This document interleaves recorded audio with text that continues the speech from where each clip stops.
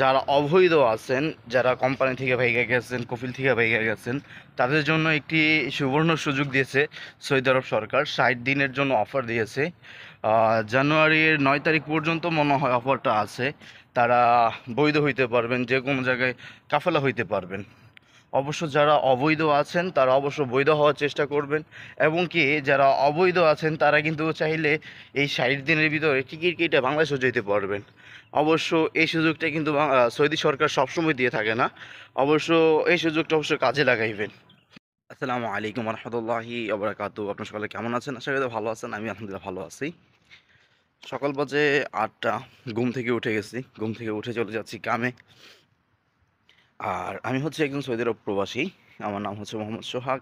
আমি মসজিদ ক্লিনারের কাজ করি, পাশাপাশি বাহিরেও জব করে থাকি, পার্ট টাইম করি। পার্ট টাইম হিসাবে আমি কাজ করতেছি বর্তমানে সবজি দোকানে। অ্যান্ড সবজি কাজ শেষ হওয়ার পরে আমি কাজ করি মসজিদে। এই প্রবাসে বসে থাকার জন্য কেউ আসেনি, সবাই এসেছি কিছু টাকা ইনকাম করার জন্য। আর এই প্রবাসের মাটিতে সব সময় টাকা ধরা দেয় না। যখন টাকা ধরা দেয় তখন আমরা ধরে রাখতে পারি না।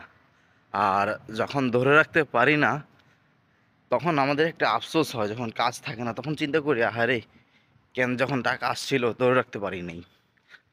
তো অবশ্যই এই জিনিসটা একটু সবাই মাথায় রাখবেন, কারণ এই জিনিসটা আমার সাথে অনেকবারই হয়েছে।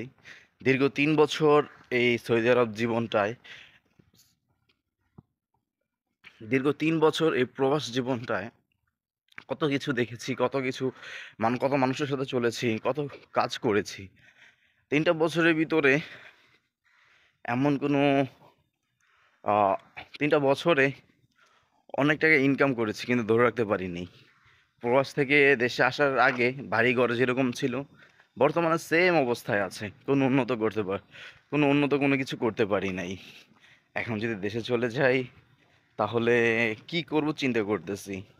এখনো নিজের নামে কোনো টাকা পয়সা জমাইতে পারি নাই, নিজের ভুলের কারণে। এই প্রবাসে আসার পর প্রায় 3 থেকে 3.5 লাখ টাকা ধরা খাইছি একজন মানুষের বিশ্বাস করে।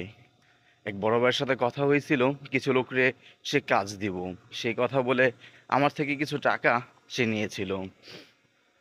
প্রায় এই 10 জন লোকের কাজ দেওয়ার কথা বললা জনপ্রতি আমার থেকে 700 না 800 টাকা করে নিচ্ছে। নেওয়ার পরে সেই টাকাগুলো সে মেরে দিয়েছে। তো সেই টাকা A to Z সবগুলো আমি পরিশোধ করেছি। তো এই জিনিসটার জন্য তাও কাউকে আর এখন বিশ্বাস করি না। তো এর জন্য কাউরে কোনো জায়গায় কাজও দেওয়ার চিন্তা ভাবনা করি না।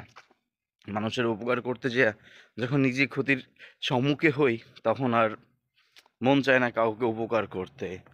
তবুও আমার স্বার্থে যতটুকু কুলায় আমি মানুষকে সাহায্য করি। আমার আশেপাশে যারাই আছে না কেন, তারা যদি বলে সোহাগ ভাই একটু কাজ দরকার, যদি আমার হাতে থাকে তাহলে অবশ্য দেই তাদেরকে। আর যদি না থাকে তাহলে বই ভাই পারতেছি না, আমার কাছে কাজ নেই।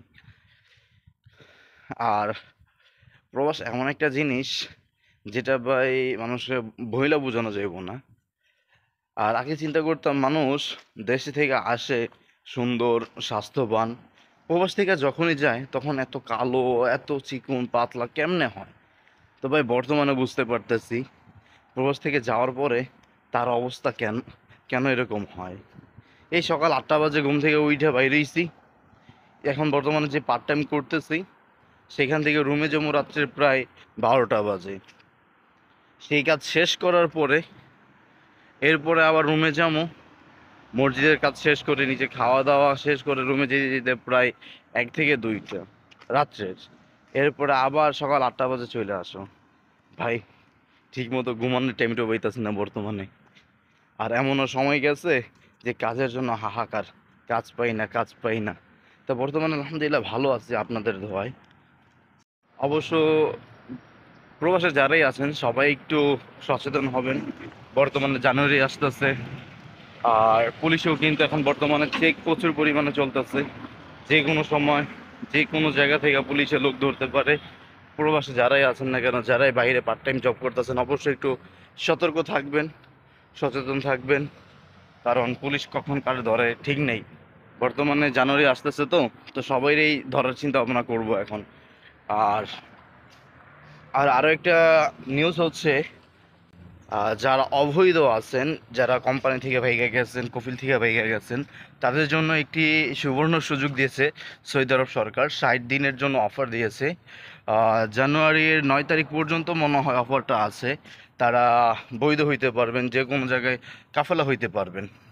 অবশ্য যারা অবৈধ আছেন তারা অবশ্য বৈধ হওয়ার চেষ্টা করবেন, এবং কি যারা অবৈধ আছেন তারা কিন্তু চাইলে এই 60 দিনের ভিতরে টিকিট কেটে বাংলাদেশও যেতে পারবেন। অবশ্য এই সুযোগটা কিন্তু সৌদি সরকার সবসময় দিয়ে থাকে না। অবশ্য এই সুযোগটা অবশ্য কাজে লাগাইবেন। সব ভালো থাকবেন, সুস্থ থাকবেন। আসসালামু আলাইকুম।